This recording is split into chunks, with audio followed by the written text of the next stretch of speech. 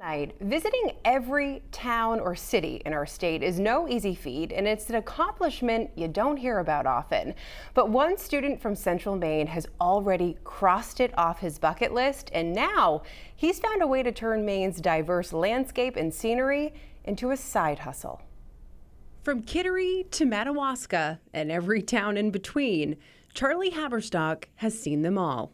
I feel that Maine is just a really special place. It has a unique variety of landscapes, and being in Waterville, it's a good central location. I can go in an hour in any direction and have a completely different landscape. 1 hour to the coast, to the mountains, the lakes. I'm also somebody who, not that I don't like people, but I consider it a goal when I travel to find places off the beaten track and, get away from people as much as possible. And I love how easy that is in Maine, and how there's the vast majority of the state that hasn't been overcome by the social media boom and the millions of tourists taking pictures everywhere you go, and especially being able to hike a gorgeous mountain and being the only person at the top, or find a amazing beach that barely anybody knows about. I think that makes Maine very special. There's a lot of beauty to capture in the towns. It's true, yes. Everywhere. Definitely. Did you have a favorite town that you visited? Did anywhere stick out to you the most? Right, yeah. Everybody asks me that, and it's tough. It's like choosing, I don't know, a favorite child. Every town is special in its own way. Some you have to look a little harder to find it, but I think my go-to answer has been Stonington. I love the mid-coast. I really do have a soft spot for the county too. I've had a lot of good times up there, and I love how kind of authentic it feels, kind of like you're going back in time almost. So basically I love everywhere. That's a tough one to choose. In fact, he loves Maine so much, he decided to turn his passion for it into a paycheck. There's the box, and then they come wrapped in plastic. During the pandemic, Charlie, who was still in high school at the time, found himself designing playing cards. Each would feature a different Maine town and a few key details about it. It was definitely not an idea that came suddenly. It evolved over time, and I think mainly just out of my love of Maine. Even long before the pandemic, I would use my free time. I'd be looking in the Delorme Gazetteer, or also just doing silly little projects, or mapping Maine in certain ways. But so it really, the original idea for the town cards thing was actually have collectible trading cards, but each one be a different town. And loving Maine geography, I thought that was super cool, but I quickly realized it would never work as a business model, because most people don't really care about that.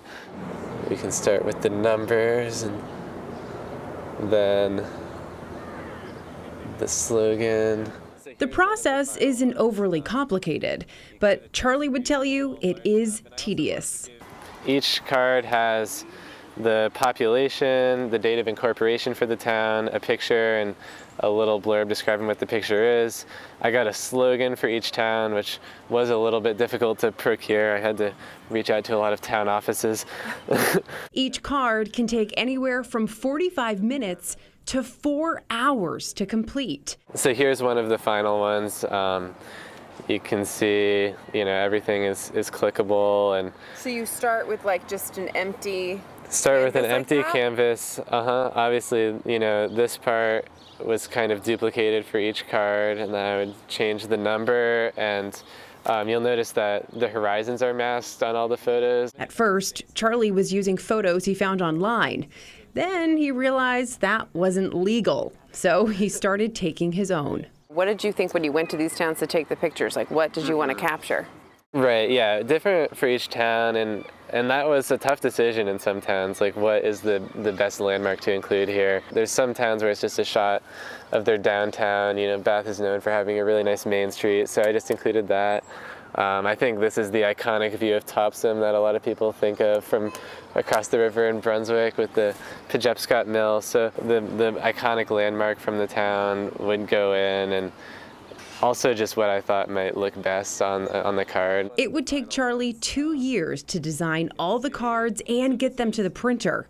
In just 1 month, they would sell out completely. Ordered 2,000 decks, delivered them to all of the stores, drove around Maine for 3 days. That was in May 29th through 31st.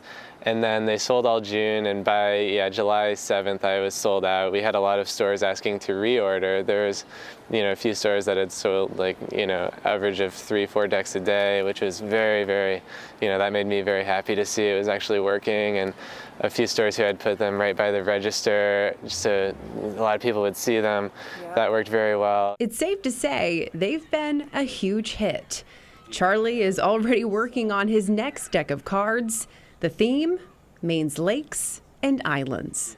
That was like the dilemma is, okay, where do I go from here? Do I stick with the towns and go branch out from Maine, or do I try to double down on Maine and design another deck? And ultimately I decided on the second option. I think one of the reasons is I really do feel that this idea works better in Maine than it would in a lot of other states. We have a large enough population that there's a big market for it, especially with the tourists in the summer, and also it's small enough that people feel a personal connection to it.